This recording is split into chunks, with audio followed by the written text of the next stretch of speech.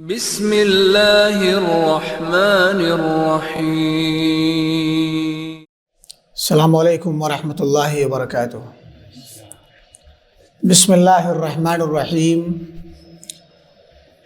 الحمد للہ رب العالمین والصلاة والسلام علی اشرف الانبیاء وسید المرسلین نبینا محمد وعلی آلہ واصحابہ اجمعین، اما بعد۔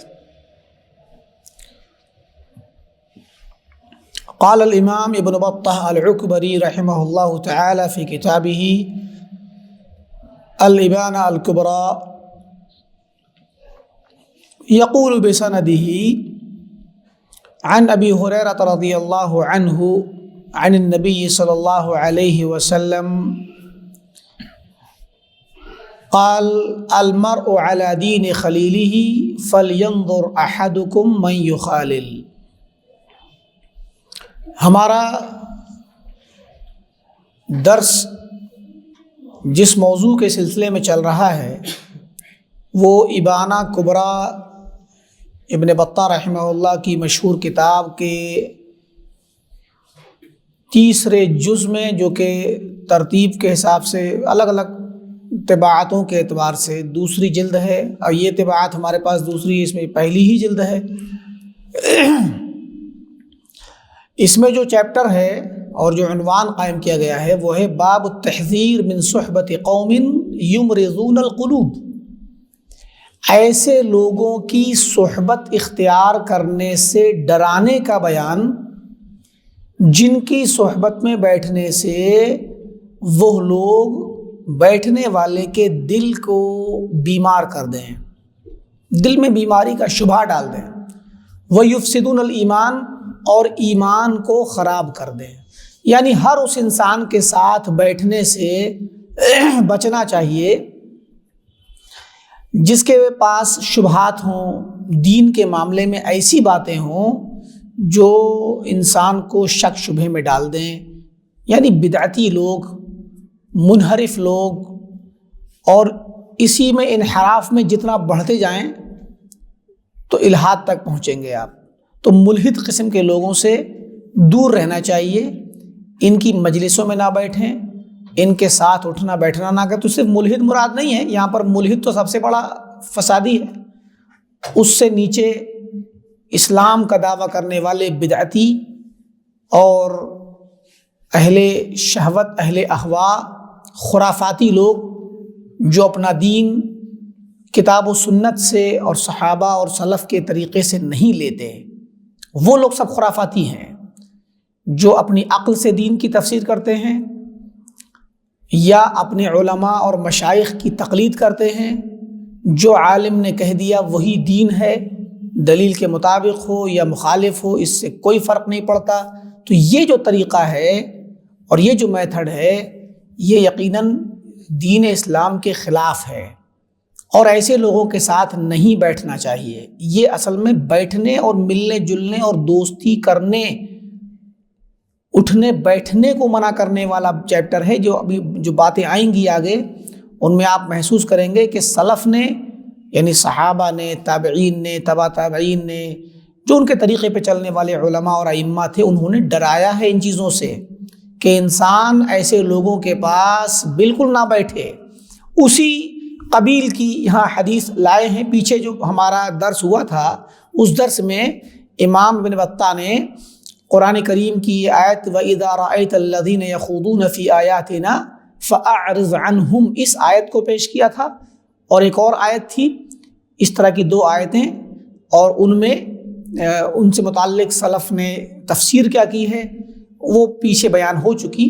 اب اس کے بعد یہاں حدیث لا رہے ہیں کہ اپنی سند سے لا رہے ہیں، اس میں ابو ہریرہ رضی اللہ عنہ کی روایت ہے کہ فرمایا اللہ کے نبی صلی اللہ علیہ وسلم نے المرء علی دین خلیلہ، آدمی اپنے خلیل یعنی دوست جس کے ساتھ اٹھنا بیٹھنا کرتا ہے وہ اسی کے دین پر ہوتا ہے۔ یعنی آدمی کا دین کون سا ہوتا ہے؟ جو اس کے دوست کا دین ہوتا ہے۔ اب دین سے مراد یہاں پر ایک تو بڑا ہو گیا معاملہ دین، یعنی کہ اسلام اور غیر اسلام والا دین، اور دوسرا یہ کہ اسلام میں بھی انسان اسلام والا ہو کر کے وہی ذہنیت رکھے گا، وہی افکار، وہی خیالات اپنائے گا جو اس کا دوست اپناتا ہے، اس لیے کہ صحبت کا اثر پڑتا ہے انسان کو۔ فَلْيَنظُرْ أَحَدُكُمْ مَنْ يُخَالِلْ، تو تم میں سے کوئی شخص جب کسی سے دوستی کرنے چلے تو دیکھ لیا کرے کہ جس سے میں دوستی کرنے جا رہا ہوں وہ کون ہے، دینی اعتبار سے، دنیاوی اعتبار سے بہت بڑا انسان ہو سکتا ہے، پیسے والا ہو سکتا ہے، شہرت والا ہو سکتا ہے، مقام و مرتبے والا ہو سکتا ہے، بڑی شخصیت ہو سکتی ہے، لیکن دینی اعتبار سے اگر وہ شخص مستقیم نہیں ہے، اس کے پاس عقیدہ اور اس کا منہج صحیح نہیں ہے تو وہ دوستی کے قابل نہیں ہے، کیونکہ دوستی دل کی گہرائیوں میں داخل ہوتی ہے اور دوست دوسرے دوست سے متاثر ہوتا ہے، اس کی عادات پکڑتا ہے، اس کے اخلاق پکڑتا ہے۔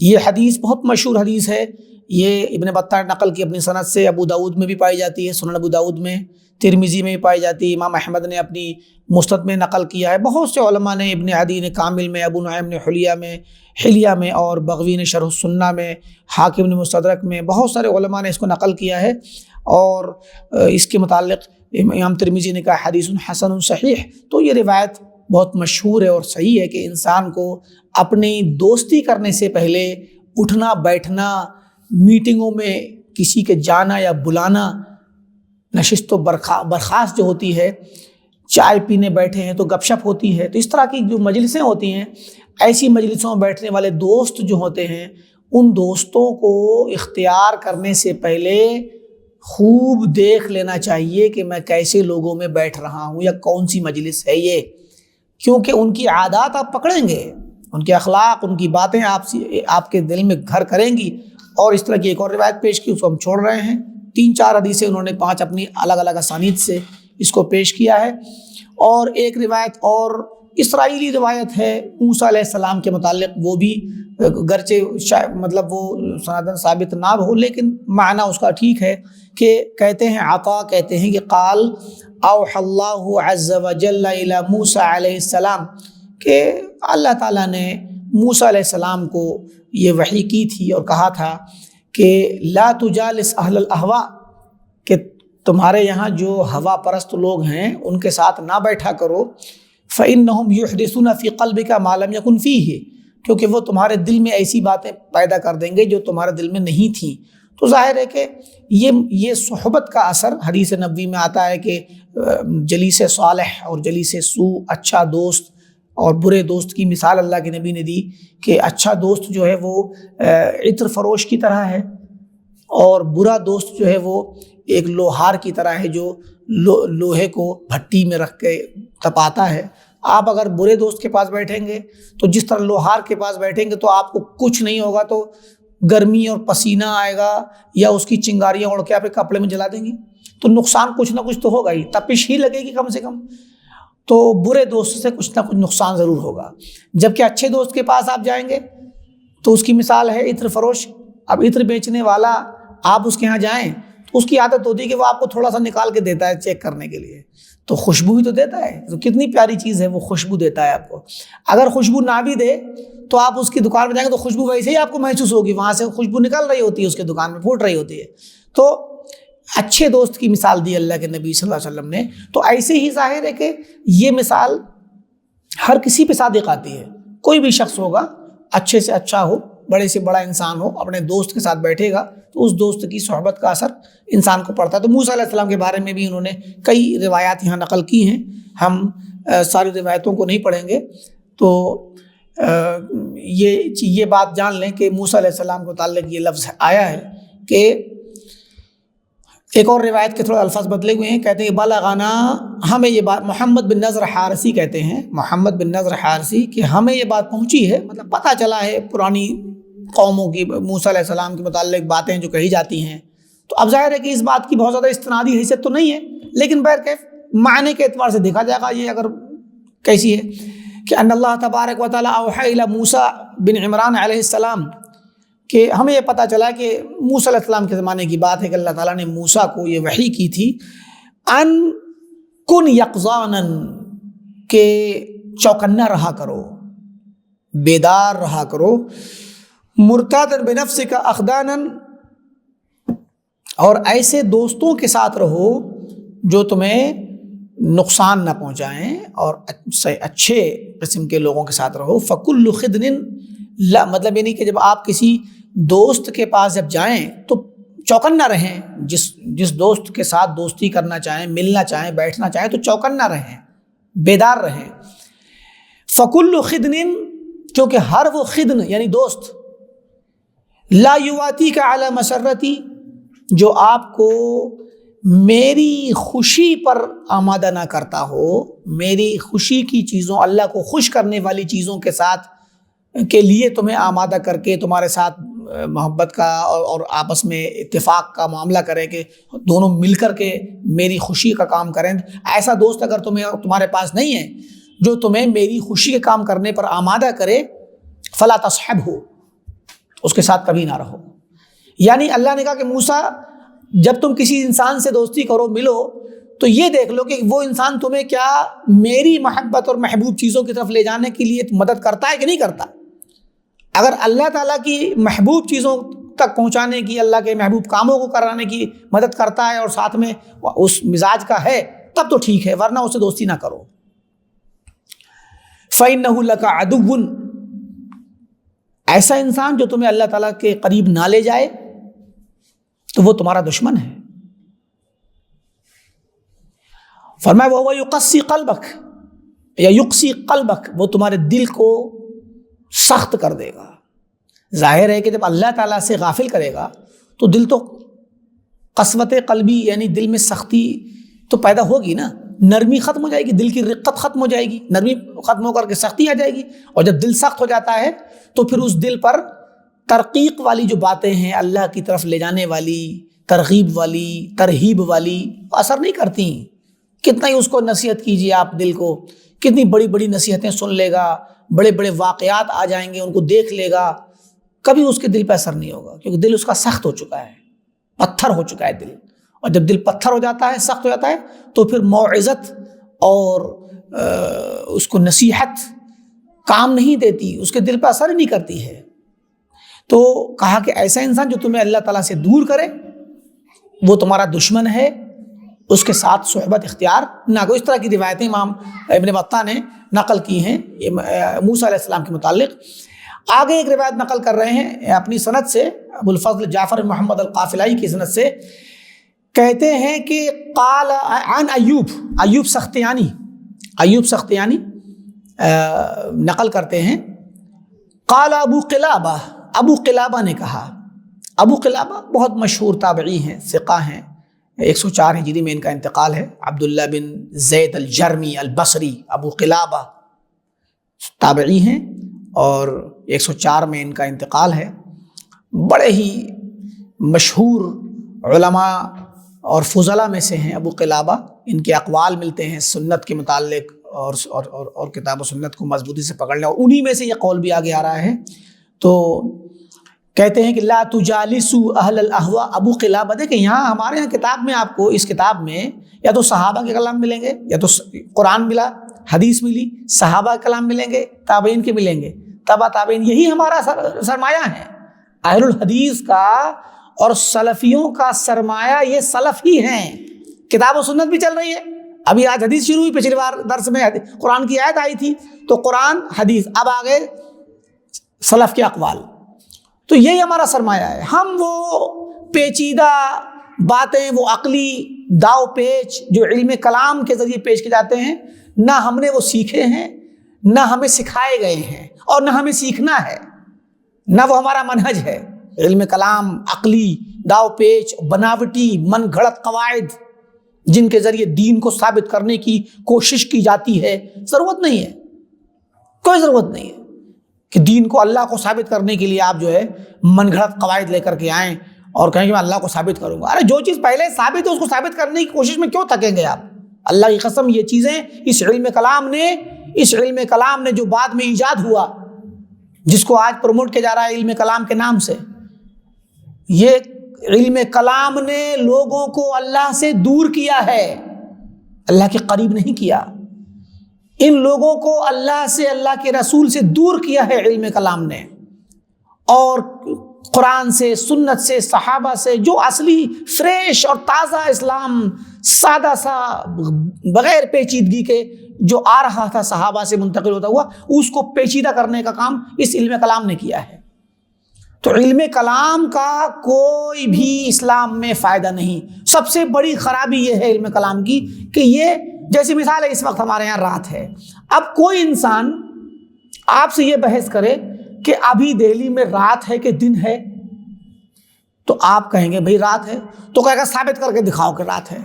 اب وہ رات کو ثابت کرنے کی کوشش میں ہزاروں دلیلیں دے تو فائدہ کیا نکل کے آئے گا لاسٹ میں؟ کہ رات ہے، یہ تو نکل کے آئے گا نا۔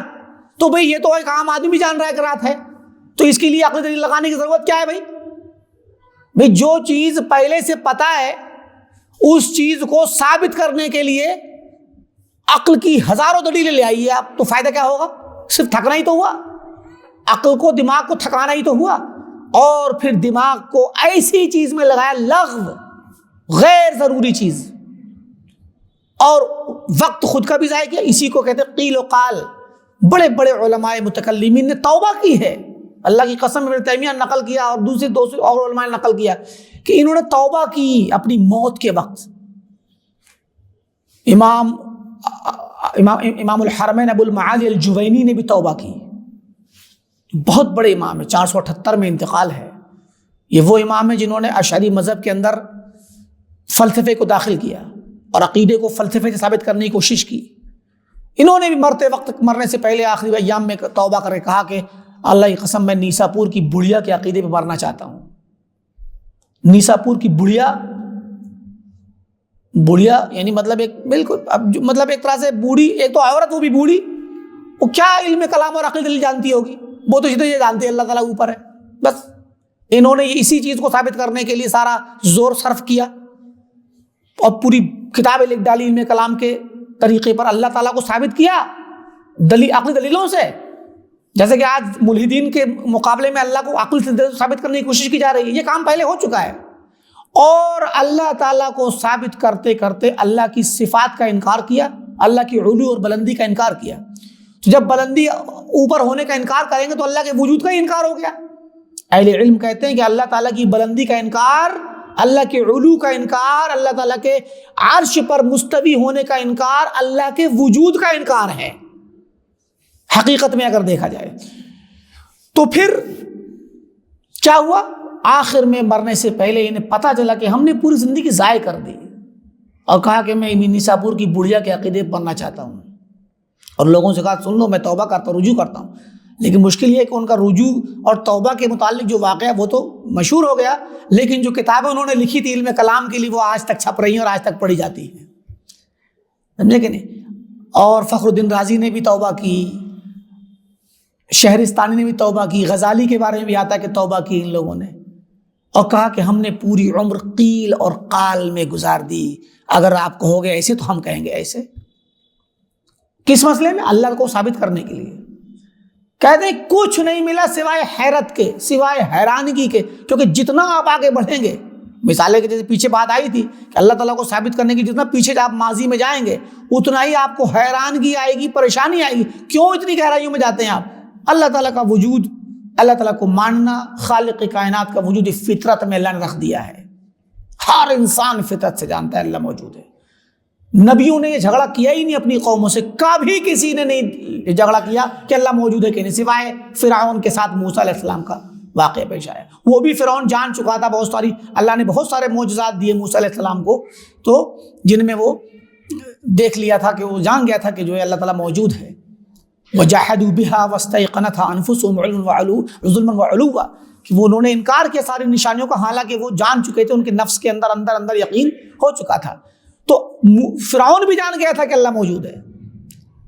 تو سوائے موسیٰ علیہ السلام کے زمانے کے، یعنی فرعون نے انکار کیا اللہ کا، باقی کیا نام ہے، اللہ تعالیٰ کا انکار کرنے والے دنیا میں بہت کم لوگ پائے گئے ہیں۔ اب ہمارے متکلمین اور علماء ماتریدیہ اور علماء احناف اور علماء اشاعرہ، یہ لوگ اپنی پوری زندگی لگا ڈالتے ہیں اس میں یہ ثابت کرنے میں کہ اللہ تعالیٰ موجود ہے، اور وہ بھی ایسی دلیلوں سے جو اللہ تعالیٰ کے وجود کو ثابت کرتے کرتے اس کے وجود کو خطرے میں ڈال دیتی ہیں۔ صفات کا انکار کر دیتے ہیں۔ تو یہ پیچیدگیاں، یہ عقلی من گھڑت دلیلیں کتاب و سنت میں نہیں تھیں، دین اسلام میں نہیں تھیں۔ صحابہ کرام ان سب کو نہیں جانتے تھے اور نہ اس کی جاننے کی ضرورت ہے۔ وہ ان علم کلام کو جانے بغیر ہی خیر امت تھے، افضل امت تھے، اور ان کے لیے اللہ نے جنت کا وعدہ کیا، اور ان کے متبعین کے لیے اللہ تعالیٰ نے، اللہ کے رسول نے خوشخبری دی اور کہا کہ تمہارے جیسا ایمان جو لائے گا وہ ہدایت پائے گا۔ لہٰذا یہ علم، ہمارے پاس جو علم ہے وہ صحابہ اور تابعین سے ہوتا ہوا آتا ہے، اس میں کوئی عقلی دلیلیں نہیں ہیں۔ عقلی سے مراد یہاں پر عقل سلیم نہیں، عقل سلیم تو انسان کو استعمال کرنی ہے۔ اگر آپ کبھی کسی سے بات ہو جائے تو آپ عقل سے بات کریں گے۔ یہاں عقل سے مراد عقل والی من گھڑت مستحدث بدعتی مبتدع جو دلیلیں ہیں، عقل مبتدع یعنی عقل کی دلیلیں جو کہ بعد میں ایجاد کی گئی علم کلام کے نام سے، علم کلام کی دلیلیں۔ اب میں آپ کو مثال دوں ایک علم کلام کی خراب مثال۔ مثلا قرآن نازل ہوا عربی زبان میں، قرآن نازل ہوا عربی زبان میں۔ عرب لوگ کون تھے؟ قرآن نے بتا دیا کہ هو الذی بعث فی الامیین رسولا منہم، اللہ تعالیٰ ہی کی وہ ذات ہے جس نے ان پڑھ لوگوں میں ایک رسول بھیجا۔ عرب کون تھے؟ ان پڑھ تھے، کچھ ہی لوگ تھے جو پڑھنا لکھنا جانتے تھے، ورنہ زیادہ تر ان پڑھ ہی تھے۔ اور ان پڑھ اس معنی میں بھی امی تھے کہ ان کے پاس پہلے سے کوئی اللہ کی طرف سے نازل شدہ کتاب نہیں تھی، اس وجہ سے بھی وہ ان پڑھ ہی تھے، مطلب ویسا پڑھنا لکھنا جانتے بھی تھے، خط کتابت لکھنا، مگر کوئی کتاب نہیں تھی کہ علم ہوتا ان کے پاس، کیونکہ نبی ان کے پاس جو ہے اسماعیل علیہ السلام ہی تھے جو آئے تھے، اور ان کے بعد یہ لوگ بسے، تو پھر کوئی نبی آیا نہیں عربوں کے درمیان میں یہاں پر۔ تو ان پڑھ لوگوں میں نبی بھیجا۔ اب یہ ان پڑھ لوگ عربی زبان تو جانتے تھے، اپنی ان کی زبان تھی، ان لوگوں میں قرآن نازل ہوا، تو ظاہر ہے قرآن نازل ہوگا اور جو کچھ قرآن میں آئے گا تو ایسے ہی تو ہر وہ بات جو بھی قرآن نازل ہوگی وہ عرب سمجھیں گے نا، کہ نہیں سمجھیں گے؟ سمجھیں گے۔ تو عرب کیا سمجھتے ہیں اسی کے مطابق قرآن نازل ہوا۔ اب مثلا قل هو اللہ احد، قل هو اللہ احد کہہ دیجئے کہ اللہ تعالیٰ ایک ہے۔ تو اب احد کا معنی ایک، بات ختم ہو گئی، منفرد، تنہا، یکتا، اکیلا، سنگل، یہی میننگ ہے اس کے۔ لغت عربی زبان میں اس کا یہی مطلب ہے کہ اللہ تعالیٰ تنہا ہے، اکیلا ہے، اور خود اس صورت نے بتا دیا کہ لم یلد ولم یولد، آگے کہا نا لم یلد ولم یولد، نہ وہ اس نے کسی کو اپنے سے جنم دیا، نہ وہ کسی سے جنم ہو کر کے آیا، ولم یکن لہ کفوا احد، نہ اس کی برابر کوئی ہے، اس کے جیسا کف، اس کا نظیر، مثیل، اس کے ہمسر کوئی نہیں اس جیسا، وہ تنہا اکیلا ہے، وہ اللہ الصمد ہے، وہ بالکل سب سے بے نیاز ہے۔ قرآن کی اس صورت نے اللہ کا تعارف کرا دیا، اور یہ عربی زبان کے مطابق ہے، اور پتہ چلا اللہ تعالیٰ ایک ہے۔ تو اب جب ہم کہتے ہیں کہ اللہ تعالیٰ ایک ہے اور ہم اس کی توحید کا معنی سمجھنا چاہتے ہیں، تو ہم یہ تو سمجھیں گے کہ اللہ تعالیٰ تنہا ہے، اس کے ساتھ کوئی نہیں، اس کے نہ ماں باپ ہیں، نہ اس کے بچے ہیں، نہ بیوی ہے، یہ مطلب ہے تنہا کا، اکیلا ہے وہ۔ اور اہل عرب بھی یہی سمجھتے ہیں۔ اب آپ یہ سمجھیں گے تو اب یہ ہو جائے گا اس کے وجود کے متعلق عقیدہ کہ اللہ تعالیٰ کی ذات، اللہ ہے کیا؟ اللہ ایک ہے، اکیلا ہے، اور وہ نہ تو اس کے ماں باپ ہیں، نہ اس کے بچے اولاد ہیں، نہ اس کی بیوی ہے، بس، اور وہ کسی کی اس کو ضرورت ہی نہیں، بے نیاز ہے، اور اس جیسا کوئی ہے بھی نہیں۔ یہ مفہوم ہے اس کا۔ یہ وہ مفہوم ہے جو قرآن نے بیان کیا، جو سنت نے بیان کیا، جو صحابہ نے سمجھا، جو اہل عرب نے سمجھا، بس اتنا ہی آپ سمجھ لیں، آپ فطرت پر ہیں۔ اب اہل کلام نے کیا کیا؟ علم کلام نے آ کر کیا خرابی پیدا کی، دیکھیے، علم کلام نے آ کر کے اپنی من گھڑت عقلی دلیل سے، عقلی فلسفے سے کیا ثابت، کیا کہا؟ احد کا معنی ہوتا ہے ایک، تو ایک کا مطلب کیا ہے؟ اب دیکھیے عقلی انداز، ایک کا مطلب یہ ہے کہ جو ٹوٹ کر کے جز جز نہ ہو، ٹکڑے ٹکڑے نہ ہو سکے، جس کے کمپوننٹ نہ ہو، جس کو اسمبل نہ کیا گیا ہو، تو غیر مرکب ہو، مرکب نہ ہو۔ مرکب تو دو چیزوں سے بنتے ہیں نا، ترکیب دو چیز یا تین چیز چار چیز سے مل کے مرکب ہو، تو اکیل احد یعنی واحد کا مطلب ہوا جو جز جز نہ ہو، جو دو نہ ہو، جو تقسیم قبول نہ کرے، غیر منقسم ہو، جس میں اجزا نہ ہو، ابعاض نہ ہو، بعض یعنی ہمارا جسم جس ہم ہے، ہمارا ایک ہاتھ ہمارے جسم کا ایک بعض ہے، ایک جز ہے، سمجھ رہے ہیں نا؟ ہمارے پاس دو آنکھیں ہیں تو دو کا مفہوم پایا گیا ہمارے پاس، ایک تو یہ، پھر ایک آنکھ جو ہے ہمارے جسم کا ایک جز ہے، ایک بعض ہے۔ اب یہ والے معانی داخل کر دیے کس میں؟ توحید کے مفہوم میں۔ کس نے؟ اس علم کلام نے، جس علم کلام کے ذریعے اللہ کو ثابت کرتے ہیں یہ لوگ، جس کا آج نعرہ لگایا جا رہا ہے پوری دنیا میں، آج لاکھوں لوگ جو ہے فالو کر رہے ہیں ان لوگوں کو، اور ان کی بات سن کر کے شرع عقائد نصفی اور اساس التقدیس اور کون سی کتابیں جو ہیں، کیا نام ہے، جو ماتریدیوں کی اور اشعریوں کی کتابیں ہیں علم کلام کی، ان کتابوں میں یہی سب ہے۔ اللہ تعالیٰ تنہا ہے کا مطلب کیا ہے؟ وہ جز جز نہیں ہو سکتا، وہ منقسم نہیں ہو سکتا، وہ مرکب نہیں ہو سکتا، وہ تقسیم کو قبول نہیں کرتا، اس میں اجزا نہیں، ابعاض نہیں۔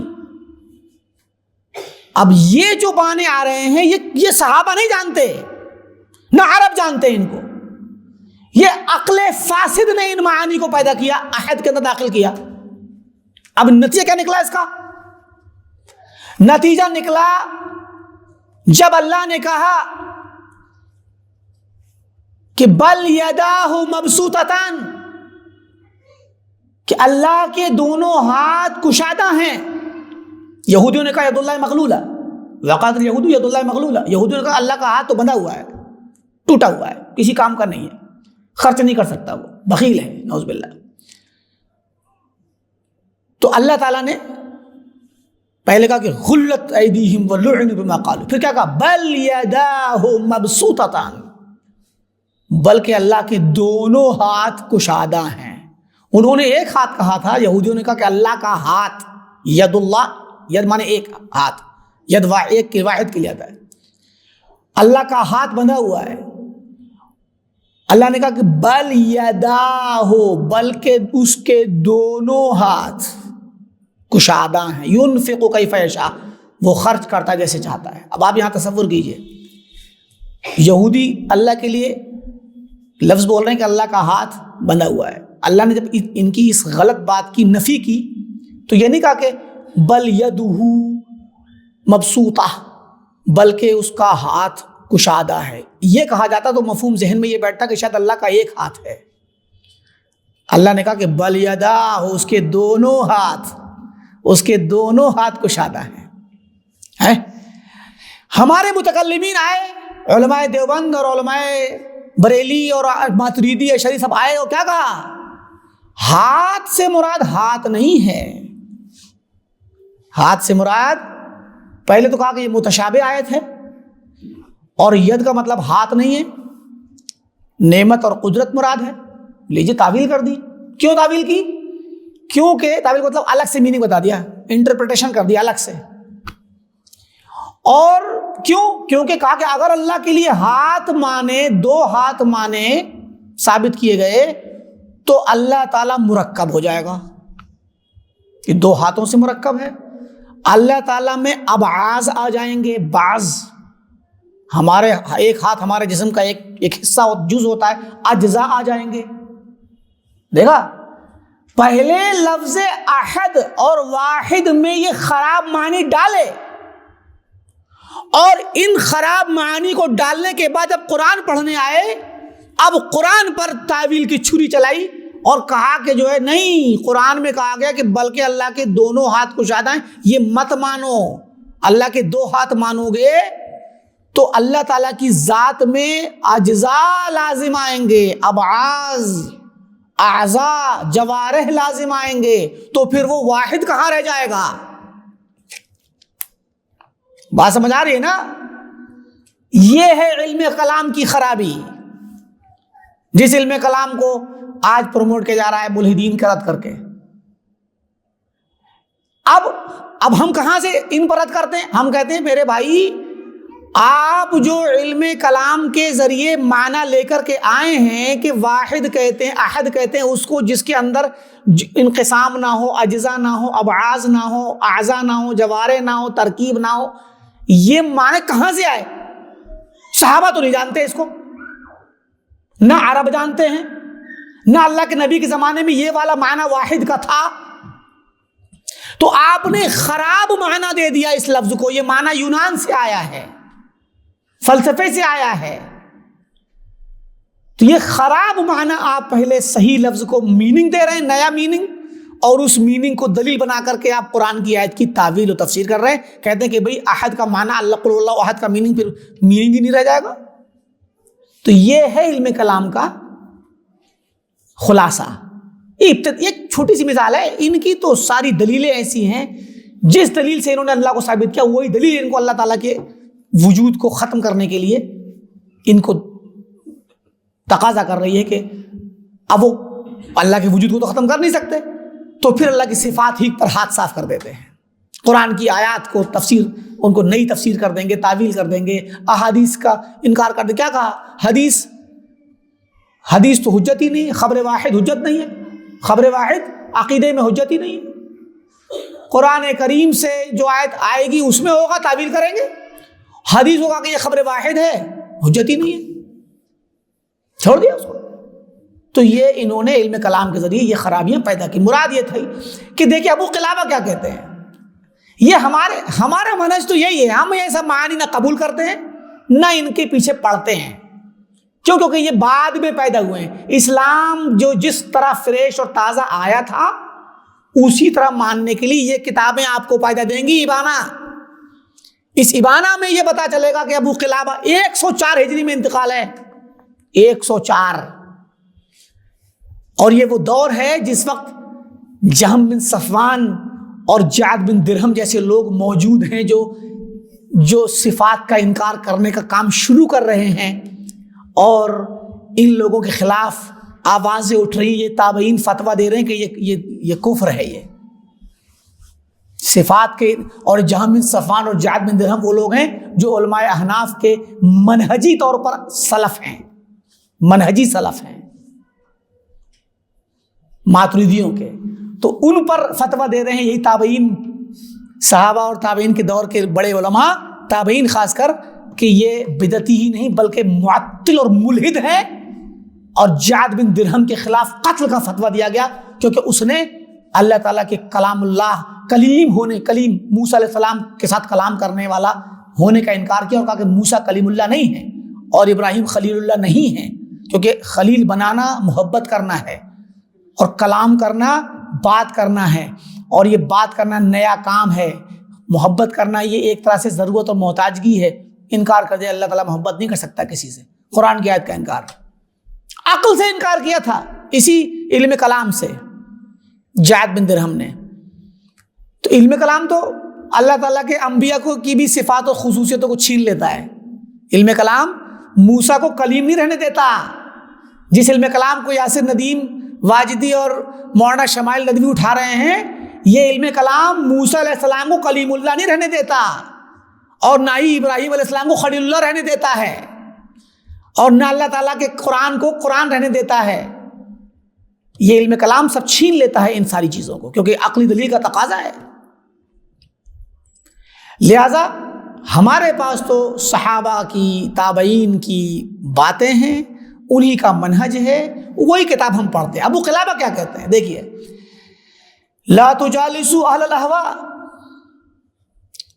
اہل الاہواء ہم بتا چکے ہیں بارہا کہ سلف بدعتیوں کو اہل الاہواء کہتے تھے، اس لیے کہ بدعتی انسان ہم نے بتایا کہ 2 شکلوں میں سے ایک شکل پہ ہوتا ہے، یا تو وہ بدعت کو ایجاد کرتا ہے، کوئی نیا شخص، ایک شخص خود ہی ایجاد کرے، تو یا وہ کسی کی پیروی کرنے والا ہوتا ہے؟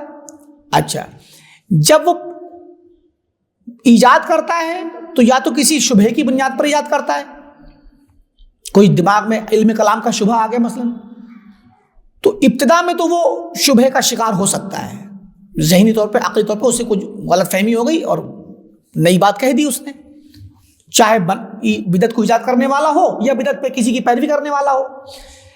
جب اس کے سامنے حق بیان کیا جاتا ہے تو وہ دو میں سے ایک حالت پہ بچتا ہے، یا تو وہ اس بات کو سمجھ جاتا ہے کہ یہ بات جو آئی ہے میرے خلاف رد کرنے کے لیے قرآن سے، حدیث سے، صحابہ سے، وہ بات صحیح ہے اور مطلب بات پہنچ گئی اور اپنی بات کی غلطی سمجھ میں آ گئی اس کو، تو پھر وہ چھوڑ دیتا ہے اس کو، یا نہیں چھوڑتا ہے۔ جب وہ نہیں چھوڑتا ہے تو اس وقت وہ صاحب ہوا ہو جاتا ہے، ہوا پرست، خواہش، جو بات بول دی تھی رجوع نہیں کرنا چاہتا، جو پہلے بات بول چکا ہے رجوع نہیں کرے گا، اس کو اپنی عقل کا فیصلہ زیادہ اچھا لگتا ہے، قرآن کی بات صحیح نہیں لگتی، حدیث صحیح نہیں لگتی، صحابہ کی بات صحیح نہیں لگتی۔ ہم نے بتایا تھا خوارج کے بارے میں، خوارج جب نکلے تو 8,000 کے قریب خوارج کم و بیش نکل گئے تھے علی رضی اللہ عنہ کے لشکر سے۔ عبداللہ بن عباس کو بھیجا، گئے، جا کے بات کی، جتنے شبہات تھے، جتنے سوال تھے، سب کا جواب دیا انہوں نے، عبداللہ بن عباس نے جواب دیا، تو روایت میں آتا ہے کہ 4,000 یا آدھے جو لوگ تھے، مطلب 8 سے تو 4,000 واپس آ گئے۔ روایتوں میں اختلاف ہے، کسی میں ہے کہ 6 تھے، کسی میں کہا 12 تھے، تو میں کہ 8 ہی مان لیجیے درمیانی، تو 8,000 تھے تو 4,000 واپس آ گئے۔ وہ بھولے بھالے بالکل سادہ لوگ تھے، ان کو شبہ لگ گیا تھا، سننے کے بعد جب جواب آیا، ابن عباس رضی اللہ عنہ نے وضاحت کی، تو اب سمجھ گئے کہ بے بات ختم، سوال کا جواب مل گیا، اطمینان ہو گیا، واپس آ گئے، بقیہ 4 بچے رہے۔ اب یہ صاحب ہوا ہیں، کیونکہ اب ظاہر حق سامنے آ گیا، ایک صحابی نے بیان کر دیا، قرآن کی آیت کا معنی مفہوم بتا دیا، اور جو سوال تھے ان کا جواب دے دیا، اور پھر بھی آپ نہیں مان رہے ہیں، اس کا مطلب کیا ہوا؟ اب آپ خواہشات پرست ہیں۔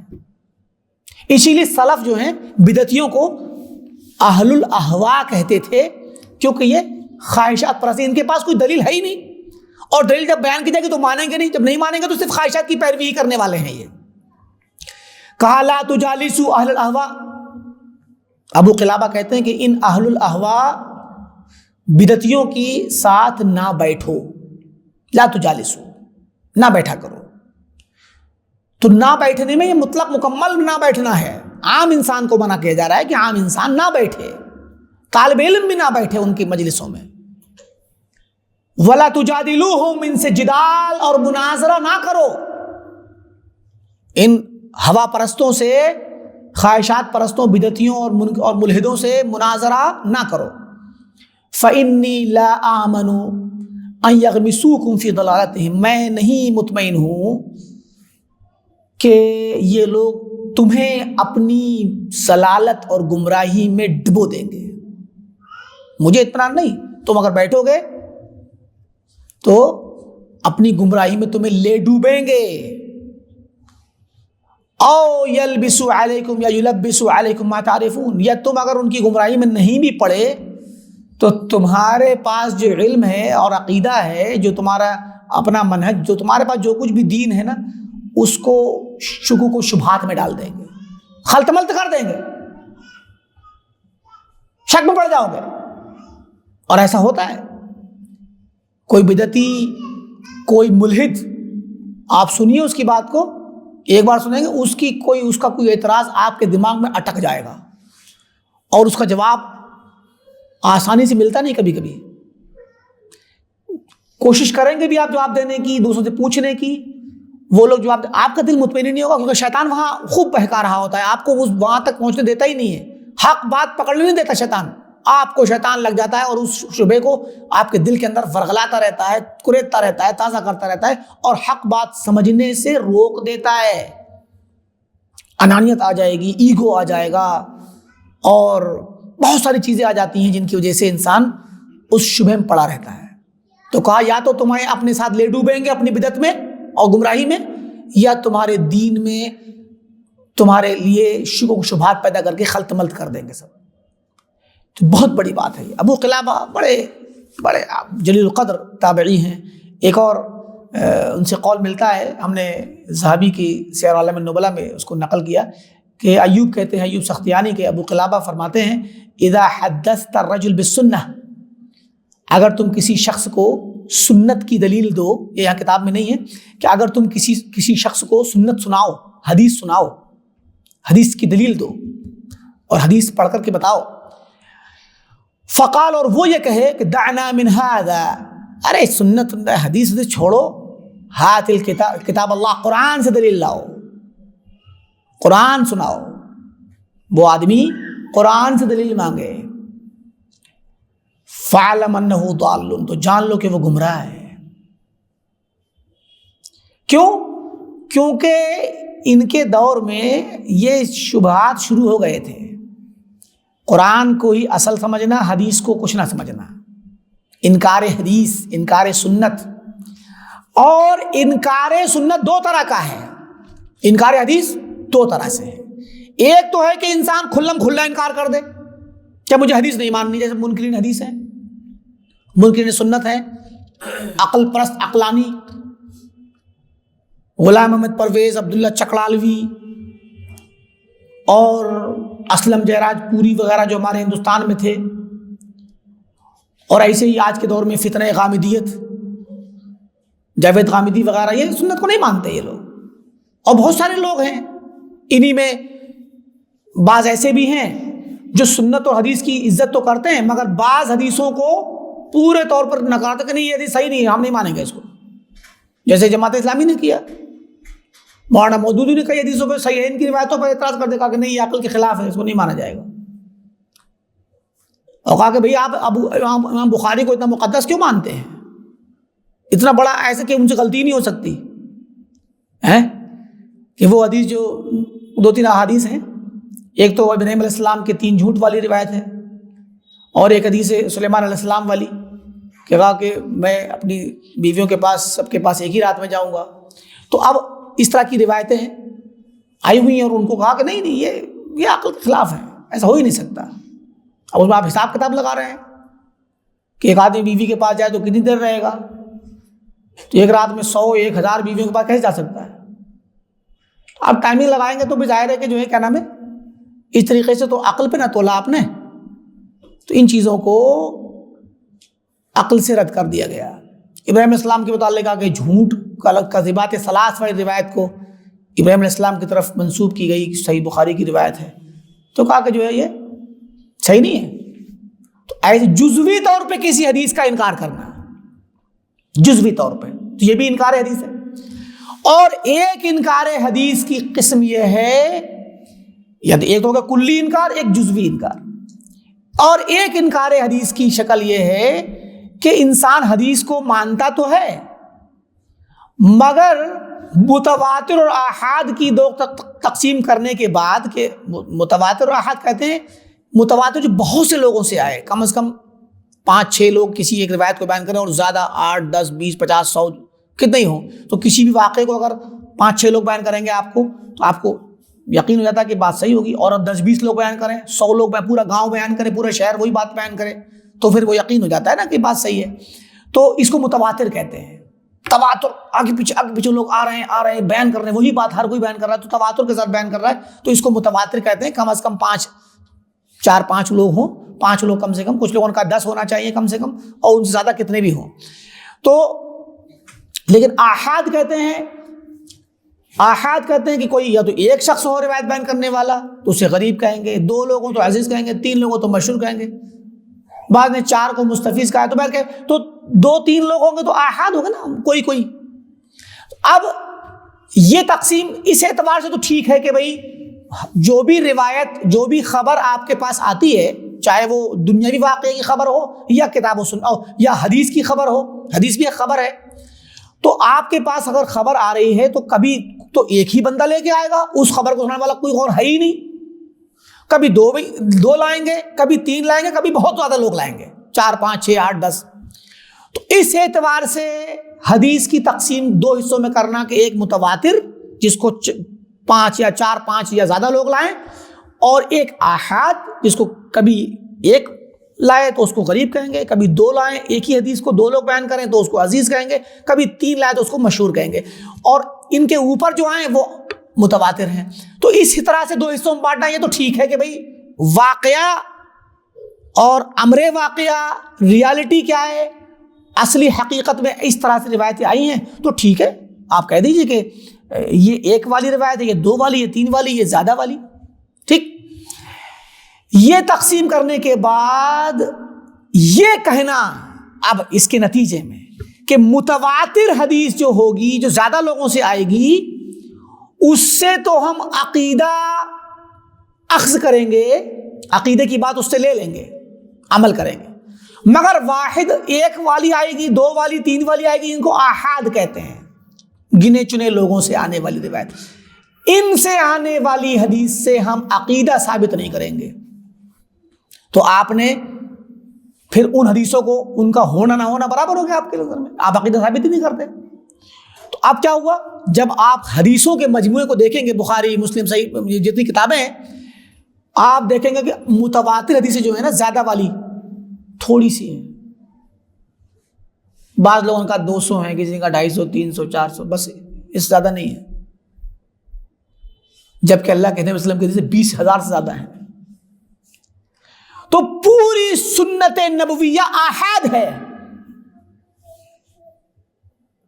اور آپ اگر یہ کہتے ہیں کہ ہم آحاد سے عقیدہ ثابت نہیں کریں گے تو آپ نے سنت نبویہ مکمل ترک کر دی، پھر بھی آپ حدیث کے ماننے والے کہلاتے ہیں۔ تو یہ ماتریدی اور احناف جو ہیں، دیوبند و بریلی والے، یہ سب ان کا عقیدہ یہی ہے کہ خبر واحد سے، خبر آحاد سے عقیدہ ثابت نہیں ہوتا۔ تو بہت ساری حدیثیں جو آتی ہیں آپ پڑھتے ہیں، ہم لوگ عقیدہ ثابت کرتے ہیں ان سے، وہ کہتے ہیں یہ خبر واحد، اس سے عقیدہ کہاں ثابت ہوگا، چھوڑیے، عقیدہ اس سے بنے گا ہی نہیں، عقیدہ اس سے بنے گا نہیں۔ بلکہ اس کو رد کرنے کے لیے ہم بہت بار بیان کر چکے ہیں کہ یہ بات بذات خود غلط ہے کہ واحد کی خبر سے عقیدہ ثابت کیوں نہیں ہوگا؟ اللہ تعالیٰ نے کتنے نبی بھیجے؟ آخری نبی کتنے ہیں؟ 1 ہے کہ 10 ہیں؟ نبی تو ایک ہی ہے نا، اور ایک نبی ہمیں بتا رہا ہے کہ اللہ نے یہ کہا، واحد ہی تو خبر دے رہا ہے۔ یہاں سے لے لیجیے آپ، نبی صلی اللہ علیہ وسلم نے یمن بھیجا معاذ رضی اللہ عنہ کو اکیلے، اور کیا کہا؟ جا کے توحید کی دعوت دو، پہلی دعوت توحید ہونی چاہیے، اللہ کی عقیدے کی دعوت۔ یمن بھیج رہے ایک شخص کو، ایک شخص کی بات مانی کہ نہیں مانی یمن والوں نے؟ ساری پوری زندگی اللہ کے نبی صلی اللہ علیہ وسلم کی پوری زندگی، انبیاء، سارے انبیاء واحد ہیں، اپنے اپنے زمانے میں اکیلے ہیں، اور واحد کی خبر مانتے بھی ہیں، چاہے کیسی بھی خبر ہو، اس سے کوئی تصدیق، اس میں کوئی وہ نہیں کہا جاتا کہ جو ہے عقیدے کی بات مانی جائے گی، دوسری نہیں مانی جائے گی، یہ بیکار کی بات، یہ سب علم کلام کی باتیں ہیں۔ یہ دیکھیے آپ، یہ علم کلام ہی کا شوشہ ہے کہ واحد والے انسان سے خبر آحاد سے عقیدہ ثابت نہیں ہوگا۔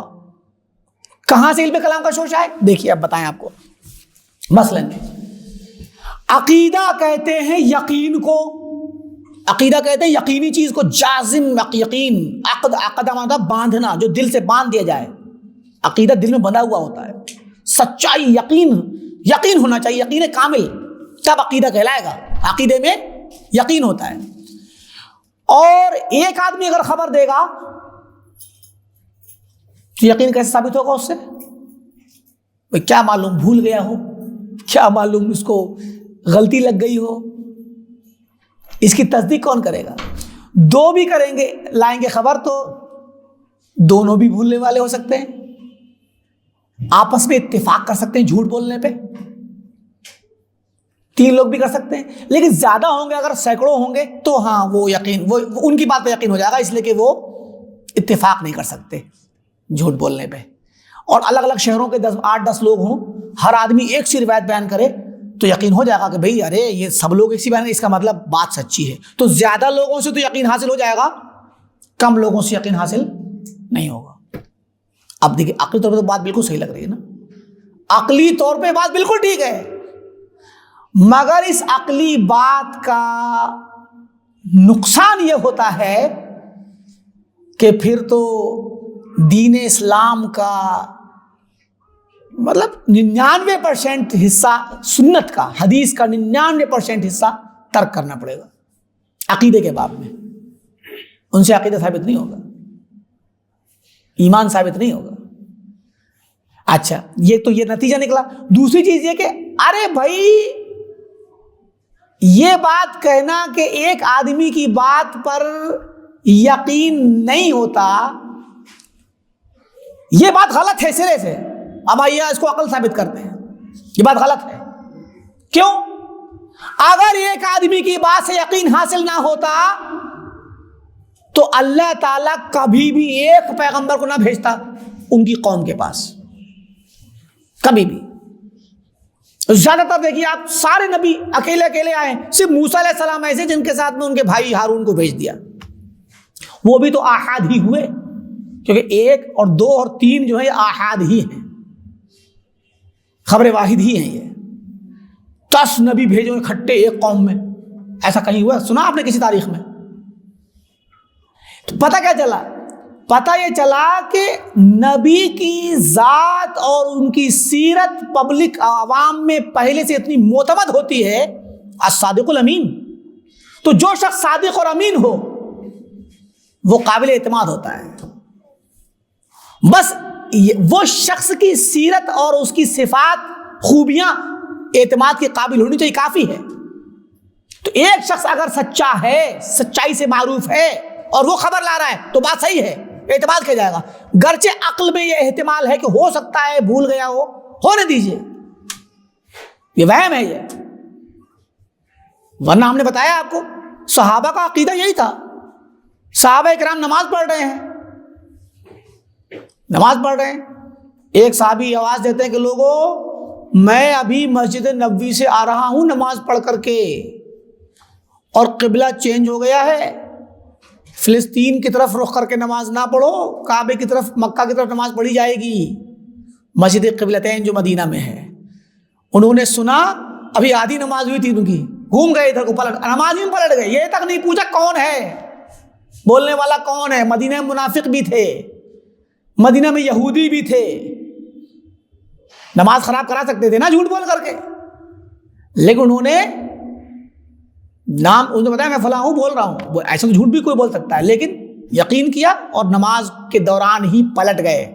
اگر وہ نہ پلٹتے، قبلہ چینج نہ، تب بھی ان کے لیے عذر تھا، ان کی نماز صحیح، اس لیے کہ ان کے پاس ابھی خبر نہیں آئی تھی، اور وہ کہہ سکتے تھے معلوم نہیں کون تھا. لیکن ایک کی خبر پہ انہوں نے اپنا عقیدہ چینج کیا نماز میں. پہلے عقیدہ چینج کیا، عقیدہ یہ تھا کہ نماز پڑھی جائے گی فلسطین کی طرف، اور عقیدہ چینج کرنے کے بعد اپنا عمل درست کیا ادھر کو، عمل بھی، عقیدہ عمل دونوں چینج کر لیا.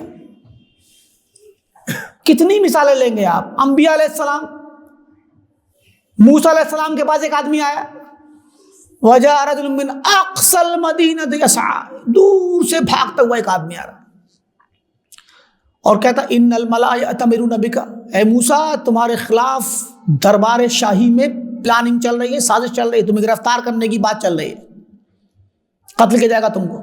فاخرج، نکل جاؤ یہاں سے، انی لک من الناصحین، میں تمہارا خیر خواہ ہوں. فخرج منها خائفا يترقب، تو موسیٰ علیہ السلام فوراً نکل گئے، یہ تک نہیں پوچھا کہ بھیا تم کہاں رہتے ہو، تم نے خود سنا کیا، اور کوئی دلیل تو لے آؤ. نہیں، نکل گئے. کیوں؟ کیونکہ اس آدمی کے دور سے ایک آدمی بھاگتا ہوا آ رہا ہے، یہ علامات بتا رہی تھی کہ وہ سچا ہے. ڈرتا ڈرتا آیا موسیٰ، جلدی نکلو تمہارے خلاف سازش ہو رہی ہے. قرائن بتا رہے ہیں، حالات بتا رہے ہیں کہ سچا ہے، یہ جھوٹ بول نہیں سکتا. اور پھر دیکھیے موسیٰ علیہ السلام کو گئے،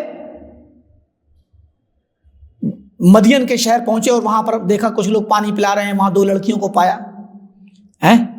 وجد من دون امرأتین تذودان، 2 اور لڑکیوں کو پایا، وہ اپنی بکریوں کو روک رہی تھی. پوچھا ما خطبکم قالت لا نسقی حتی یصدر الرعاء، کہ کہا کہ تم لوگ دور کیوں؟ بولے ہم بھائی جب تک سارے لوگ چرواہے سب لوگ اپنا پانی بھر کے چلے نہیں جائیں گے، اور جب تک یہ چشمہ یا کنواں خالی نہیں ہو جائے گا تب تک ہم نہیں آئیں گے یہاں پر. ہم تو تھوڑا سا حشمت اور حیا اور مردوں سے دور رہنے کی تربیت دی تھی باپ نے، اختلاط کی تربیت نہیں دی تھی. پہلی علامت ان عورتوں کی، ان لڑکیوں کی صلاح اور تقوی اور دینداری کی علامت کیا نظر آئی؟ اپنے جانوروں کو روک رہی تھی، پانی پینے نہیں بھیج رہی تھی کہ چلے جائیں گے تو ان کو لانے کے لیے مردوں کے قریب جانا پڑے گا. وہ ابونا شیخ کبیر، ہمارے باپ بوڑھے ہیں، وہ نہیں آ سکتے، ہم ہی ہیں جو چرانے آتی ہیں، پانی بھرانے پلانے لاتی ہیں اور پانی بھر کے لے کے جاتی ہیں. تو موسیٰ نے کیا کیا؟ فسقا لہما. تو موسیٰ علیہ السلام نے جا کر کے پانی بھر کے لا کے دیا اور کہا لو پلاؤ جانوروں کو، بھر کے لے کے جاؤ. ان کو پلا کے بھیج دیا. اس کے بعد کیا ہوا؟ ثم تولی الی الظل، اور پھر وہ ایک درخت کے نیچے گئے، وہاں جا کے دعا کی اور بیٹھ گئے آرام کرنے کے لیے. وقال رب انی لما انزلت الی من خیر فقیر. اس کے بعد کیا ہوا؟ فجاءته احداهما تمشی علی استحیاء. ان لڑکیوں میں سے ایک لڑکی آئی تمشی علی استحیاء، جو حیا کے ساتھ چلتی ہوئی آ رہی تھی. حیا اور شرم کی مجسم بنی ہوئی تھی، شرم کو حیا کے ساتھ آ رہی تھی. اور آنے کے بعد اس نے کہا کہ ان ابی یدعوک، اے نوجوان تمہیں میرے والد بلاتے ہیں، میرے والد آپ کو بلاتے ہیں. لیجزیک اجر ما سقیت لنا، تاکہ تم نے جو ہمیں پانی پلوا دیا، ہمارا وقت بچ گیا، ہماری مدد کر دی، وہ تمہیں اس کا معاوضہ دینا چاہتے ہیں. تو موسیٰ علیہ السلام فوراً چلے گئے. اب آپ دیکھیں یہاں پر موسیٰ علیہ السلام نوجوان ہیں، وہ لڑکی بھی نوجوان ہی ہے. وہ آتی ہے اور آ کر کے کہتی کہ میرے باپ آپ کو بلا رہے ہیں، اور موسیٰ چل دیے. ایسے بھی تو ہو سکتا ہے کہ وہ لڑکی جھوٹ بول رہی ہو، اس کو اچھا لگا ہو کہ اس نے ہماری مدد کر دی، دل میں آیا کہ چلو بھائی ان کو گھر لے چلتے ہیں، اور بھائی کچھ بھی غلط فلط سوچ سکتی ہے. اور ایسا واقعہ انبیاء علیہ السلام کی موسیٰ سے پہلے یوسف کے ساتھ پیش آ چکا ہے. یوسف علیہ السلام کے ساتھ پیش آ چکا ہے واقعہ کہ عزیز مصر کی بیوی نے موسیٰ علیہ السلام کو بہکایا. تو پھر یہ لڑکی بھی تو جھوٹ بول سکتی ہے نا. خبر واحد نہیں، خبر واحدہ ہے. ایک عورت کی خبر پر یقین کیا کہ باپ بلا رہے ہیں، یہ خبر دی اس عورت نے، موسیٰ نے یقین کر لیا. جبکہ عورت مرد کے مقابلے میں آدھی مانی جاتی اسلام میں، خبر کے مقابلے میں، گواہی کے مقابلے میں آدھی ہے. 2 عورتوں گواہی ایک مرد کے برابر ہوتی ہے. تو یہاں ایک عورت کی آدھے مرد کے برابر ایک عورت کی بات کو موسیٰ علیہ السلام نے مانا. کیوں مانا؟ قرائن دکھے نا. پہلا قرینہ تو وہ دکھا تھا کہ وہ عورت، دونوں بہنیں اپنے آپ کو دور رکھ رہی تھیں اور مردوں میں جانے سے بچ رہی تھیں. دینداری کی علامت، حشمت، حیا کی علامت، تقوی اور دین اور اللہ کے خوف کی علامت. اور یہ جو بتایا کہ فجاءت احداہما تمشی علی استحیاء، قرآن نے بیان کیا ہے اس عورت کے، اس خاتون کے آنے کا. آئی حیا کے ساتھ آ رہی تھی. اس کا حیا کے ساتھ آنا یہ دینداری اور سچائی کی علامت ہے. موسیٰ نے فوراً تصدیق کر دی اور چلے گئے گھر. حالانکہ سوچا جائے عقل سے تو شیطان بہکا سکتا ہے اس عورت کو اور جھوٹ بول کر کے وہ ان کو لے جائے، ہے کہ نہیں؟ لیکن موسیٰ علیہ السلام نے قرائن دیکھے، حالات دیکھے اور چلے گئے. تو یہ خبر واحد پر یقین کیا کہ نہیں کیا؟ انبیاء کی زندگی خبر واحد پر چلتی ہے. صحابہ خبر واحد کو مانتے تھے. نبی صلی اللہ علیہ وسلم نے خط بھیجے، خطوط بھیجے بادشاہوں کے پاس، تو 5 صحابہ کو بھیجا کہ ایک ساتھ خط لے کر کے. ایک صحابی گیا، ایک صحابی. بادشاہ کہہ سکتا تھا کہ تم جھوٹ بول رہے ہو، تم اس نبی کا یہ خط نہیں ہے. کہاں کیا دلیل ہے کہ تم کیا نام ہے اسی نبی کے خط کو لے کے آئے ہو؟ کسی بادشاہ نے نہیں کہا. تو مراد کیا ہے؟ یہ سب من گھڑت علم کلام کی باتیں ہیں جن کے ذریعے دین اسلام کی ان باتوں کو کمزور کیا گیا اور حدیث کو کمزور کیا گیا. اور اس میں آخری بات خبر واحد کے بارے میں شیخ البانی رحمۃ اللہ علیہ نے بڑی پیاری بات کہی ہے اور کہا، کیونکہ آج کے دور میں آج بھی یہ دلیلیں چلتی ہیں، یہ آج کے دور میں بھی یہی سب ان کی کتابوں میں مسائل پڑھائے جاتے ہیں کہ خبر واحد کا کوئی اعتبار نہیں ہے عقیدے میں. تو شیخ البانی نے کہا یہ کس نے کہا ہے؟ سب سے پہلے کس نے کہا ہے کہ خبر واحد کا اعتبار نہیں ہے؟ وہ کہنے والا بھی واحد ہی ہے. یہ بات کہنے والا بھی واحد شخص ہے تو تمہاری یہ بات بھی خبر واحد ہے یہ بھی قبول نہیں ہوگی. زبردست ہے بھائی، سبحان اللہ. یہ کہنا کہ خبر واحد عقیدے میں حجت نہیں، تو یہ کسی نہ کسی عالم نے تو کہا ہوگا نا. تو جس نے کہا اس کی یہ والی بات بھی حجت نہیں، اس لیے کہ وہ خود بھی واحد ہے. سارے مسلمان مل کر کے کہتے، صحابہ کے دور سے آتے تو کہتے، تب مان لیتے ہم. تو مراد یہ کہ یہ لوگ اس طریقے سے کتاب و سنت کے ساتھ کھلواڑ کرتے ہیں، اور حدیث کا انکار ہے یہ کہ یہ عقیدے میں حجت نہیں اور فقہی احکام میں حجت ہے. فقہی احکام نکال لیں گے، فقہی مسائل نکالیں گے، عقیدہ نہیں. تو ابو قلابہ نے کہا کہ اگر تم دیکھو کہ کوئی انسان تم اسے حدیث سناؤ اور وہ کہے کہ نہیں قرآن لاؤ، تو سمجھ لو کہ وہ گمراہ ہے. ابھی آپ سنت کی باتیں سنائیے، حدیث کی دلیلیں دیجئے، تو یہ کیا کہیں گے؟ ان کا فقہی مذہب، احناف کا فقہی مذہب پورا کا پورا قرآن کریم کے عمومیات پر چلتا ہے. چند حدیثیں ہیں، بمشکل چند حدیثیں ملیں گی آپ کو، ورنہ سب ضعیفی روایتوں سے، مراسیل سے یہ وہ کرتے ہیں دلیل. ورنہ عمومی جو منہج ہے امام ابو حنیفہ رحمۃ اللہ علیہ کا، وہ قرآن کے عموم ہے. حدیث پیش کر دی کہ منع کر دیتے. تو فقہی مذاہب مسلک میں بھی یہ حدیث کے مخالف ہیں، اور عقیدے کے باب میں متواتر اور آحاد کی تقسیم کر کے انہوں نے حدیث کا انکار کیا ہے. گرچہ کھلم کھلا نہیں کیا، مگر اس کی جب بات ہی نہیں مانی تو کیا فائدہ؟ جب آپ کسی کی بات ہی نہ مانو تو اس کا ماننا نہ ماننا برابر ہوتا ہے.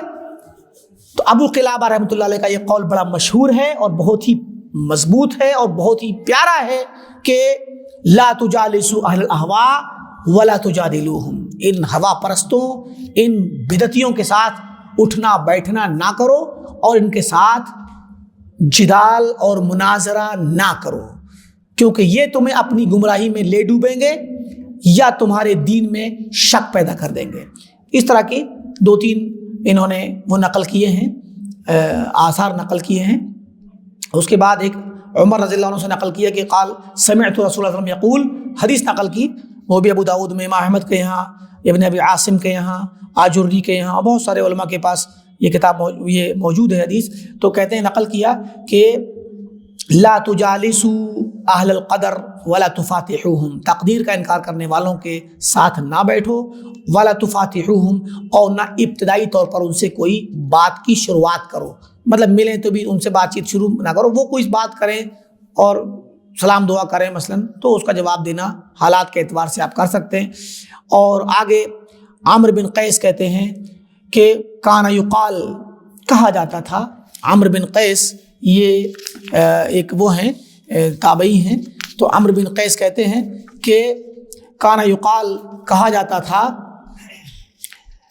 لا تجالس صاحب زیغ، انحراف والے شخص کے ساتھ نہ بیٹھو، فیزیغ قلبک، تو تمہارا دل بھی منحرف ہو جائے گا، تمہارا دل بھی بہک جائے گا. اور آگے انہوں نے نقل کیا ابو قلابہ ہی کا یہ قول پھر سے آیا. اور آگے اس کو چھوڑ دیتے ہیں، آگے والا ابو قلابہ کا ایک اور قول ہے، وہ کہتے ہیں وہ ابو الدرداء جو صحابی ہیں ان سے نقل کرتے ہیں. دیکھیں یہ تابعین اور صحابہ قول ملیں گے آپ کو خالی. ابو الدرداء کہتے ہیں من فقہ المرء، آدمی کی سمجھداری ہے، یہ آدمی کی سمجھداری کی علامت ہے، ممشا ہو، اس کا چلنا، وہ مدخل ہو، اس کا داخل ہونا، وہ مخرج ہو، اس کا نکلنا، وہ مجلس ہو، اس کا بیٹھنا. مطلب کہاں چل کے جاتا ہے پتہ چل جائے گا کہ سمجھدار ہے کہ نہ سمجھ ہے.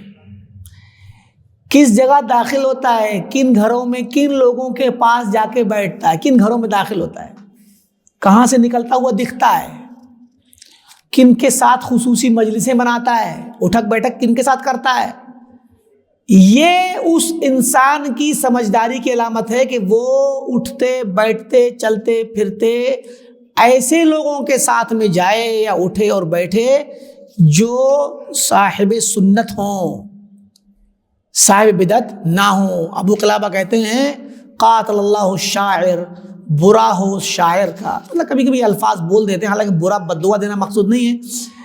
شاعر کہتا ہے کہ عن المرء لا تسأل، عن المرء لا تسأل ابصر قرینہ، کہ آدمی کے بارے میں نہ پوچھو، اس کے دوست کو دیکھو، آدمی کے بارے میں نہ پوچھو، اس کے دوست کو دیکھو۔ فإن القرین بالمقارن یقتدی، کیونکہ ایک دوست اپنے دوست کی اقتدا کرتا ہے، تو کسی کے بارے میں پتہ لگانا ہو، اس کے بارے میں نہ پوچھو، اس کے دوستوں کو دیکھ لو۔ اور یہ بہت عظیم الشان قاعدہ ہے، بہت بڑا قاعدہ ہے۔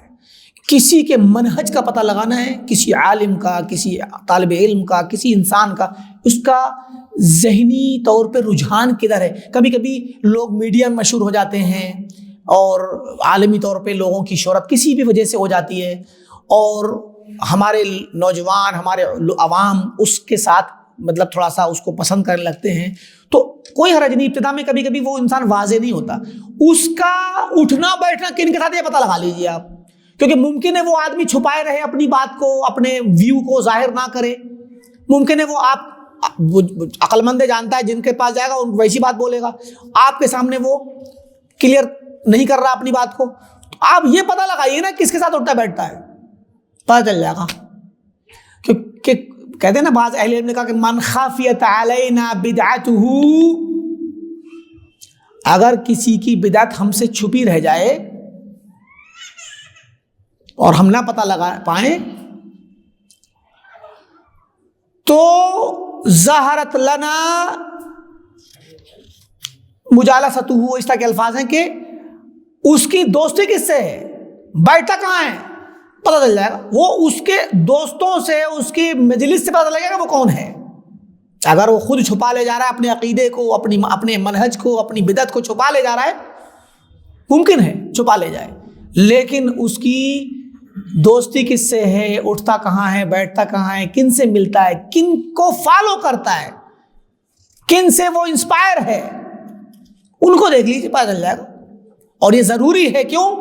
کیونکہ یہ مسئلہ دین کا ہے، کیونکہ آپ اگر ایسے انسان کے ساتھ بغیر کسی تحقیق کے اس کی بات سنیں گے، اس کی مجلس میں جائیں گے، تو بہت سی ایسی باتیں وہ آپ کو سکھا جائے گا جو آپ جانتے نہیں تھے، اور آپ کو پتہ نہیں چل رہا ہوگا اس وقت کہ یہ بات غلط ہے، لیکن غلط چیز پہ تربیت کر جائے گا آپ کی۔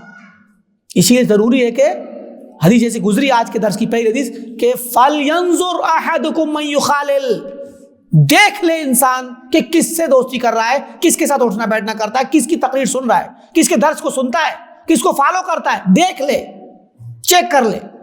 کیوں؟ کیونکہ آدمی اپنے متبوع سے، جس کی وہ تابعداری کرتا ہے، جس کو فالو کرتا ہے، اس کی پیروی کر بیٹھتا ہے، اس کی باتیں مان لیتا ہے، اور اس کے دین اور منہج کو، اس کے عقیدے کو، اس کے طریقے کو اپنا لے جاتا ہے، اس کو پتہ بھی نہیں چلتا۔ اسی پہ اکتفا کرتے ہیں۔ اللہ رب العالمین سے دعا ہے کہ اللہ تعالیٰ ہم تمام کو سنت صحیحہ پر اور منہج سلف پر قائم و دائم رکھے، جب تک اس دنیا میں رہیں کتاب و سنت پر قائم رہیں، جب ہمارا خاتمہ ہو تو توحید پر اور سنت پر ہو۔ وآخر دعوانا الحمدللہ رب العالمین، والسلام علیکم ورحمۃ اللہ وبرکاتہ۔